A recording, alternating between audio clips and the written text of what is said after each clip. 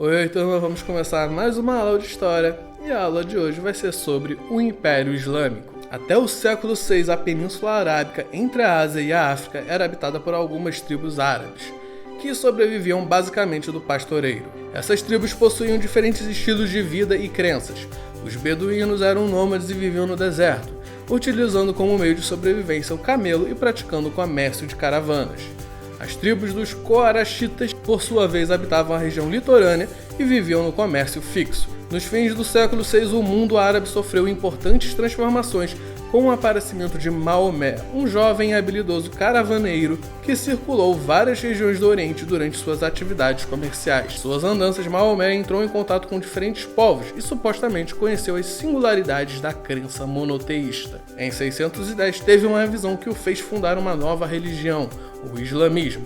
Para defender sua religião, Maomé pregava em Meca, criticando o politeísmo. Acabou perseguido por suas crenças e em 622 teve que fugir para Medina. Esta fuga é conhecida como a Hégira e marca o início do calendário muçulmano. O islamismo, que significa submissão a Deus, ensina que todos os homens são iguais perante Alá, Deus em árabe. Os ensinamentos de Maomé foram reunidos no Alcorão, livro sagrado dos islâmicos. A religião islâmica ou muçulmana é monoteísta e prega a imortalidade da alma. O templo dos muçulmanos é chamado de mesquita. A religião estabelece alguns preceitos morais que o adepto deve seguir durante sua vida. Dentre esses preceitos estão orar 5 vezes ao dia, jejuar periodicamente, descansar nas sextas-feiras, fazer caridade, ir ao menos uma vez na vida aos lugares sagrados de Meca, cidade santa dos muçulmanos. Algumas interpretações do Corão falam da jihad, ou guerra santa, para espalhar por meio de conquistas a religião islâmica e converter os infiéis ao culto de um só Deus. Os muçulmanos creem que os que morrem combatendo pela fé islâmica têm assegurado o paraíso. Isso explica o empenho mostrado pelos árabes em todas as suas conquistas. Antes de Maomé, os árabes eram politeístas, cada tribo tinha as suas próprias divindades. Depois de Maomé, as tribos árabes foram unificadas sob os princípios da nova religião.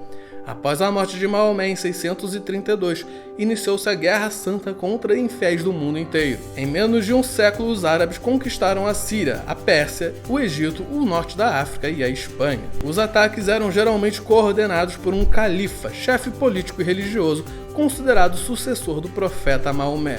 Em 711 atravessaram o Estreito de Gibraltar e conquistaram quase toda a Península Ibérica. A seguir atravessaram os Pirineus e entraram na Gália, mas foram derrotados pelos francos em 732. Os árabes geralmente tratavam com moderação os povos conquistados, procurando respeitar os seus costumes. Essa era uma forma de manter sob controle essas populações. No decorrer da expansão do Império Islâmico surgiram fortes discussões para saber quem deveria controlar os ricos territórios conquistados.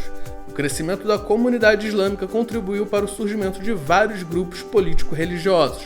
Dentre esses destacaram-se os sunitas e os xiitas. Os sunitas adotaram o Sunna, livro que conta a trajetória de Maomé, para resolver questões não esclarecidas pelo Alcorão. Eles só reconhecem líderes religiosos escolhidos diretamente pelos muçulmanos. Os xiitas, por sua vez, preferem uma interpretação mais rígida do Alcorão e não costumam admitir conhecimento de outros livros. Eles só reconhecem líderes religiosos que sejam descendentes diretos de Maomé. Atualmente, o grupo xiita é normalmente associado aos pequenos grupos terroristas que mancham a reputação do mundo árabe. Os sunitas representam cerca de 80% da comunidade islâmica espalhada pelo mundo. Graças à religião em língua árabe, o Império Islâmico se manteve unido durante quase 200 anos após a morte de Maomé.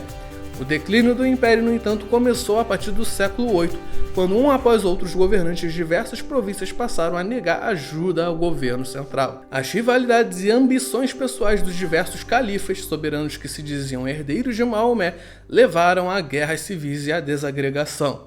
Pressões externas também contribuíram para esse declínio. Na Península Ibérica, no século XI, começou um movimento de reconquista dos cristãos com o objetivo de retomar os territórios em poder dos árabes. Porém, a expulsão completa dos muçulmanos do território espanhol ocorreu apenas em 1492. No Oriente, no século XVI, o vasto Império Islâmico foi conquistado pelos turcos otomanos. Durante a primeira metade daquele século, os otomanos se tornaram senhores do Oriente Médio, criando eles próprios um poderoso e vasto império que perdurou na região. Os árabes deixaram grandes contribuições culturais, assimilando o conhecimento das civilizações com as quais entravam em contato. Estas contribuições foram difundidas aos europeus durante a Idade Média. Nas artes, os árabes destacaram-se na arquitetura, construíram grandes palácios e mesquitas, desenhavam arabescos, ornamentos geométricos com caracteres em árabe, pois a reprodução de figuras humanas era proibida. Na literatura, criaram obras até hoje conhecidas no Ocidente, tais como As Mil e Uma Noites, As Minas do Rei Salomão e Ali Babá e os 40 Ladrões. Na matemática, desenvolveram a álgebra e a trigonometria. Na química, dedicaram-se principalmente à alquimia. E na medicina, Avicena descreveu a natureza de várias doenças e a forma de curá-las. Na agricultura, difundiram novos produtos e novas técnicas, como a irrigação. No comércio, aperfeiçoaram o uso de recibos, cheques e cartas de crédito. Os árabes também trouxeram da China o conhecimento da bússola e da pólvora. Então é isso, turminha. Terminamos a aula de hoje. Tchau, tchau e lavem as mãos.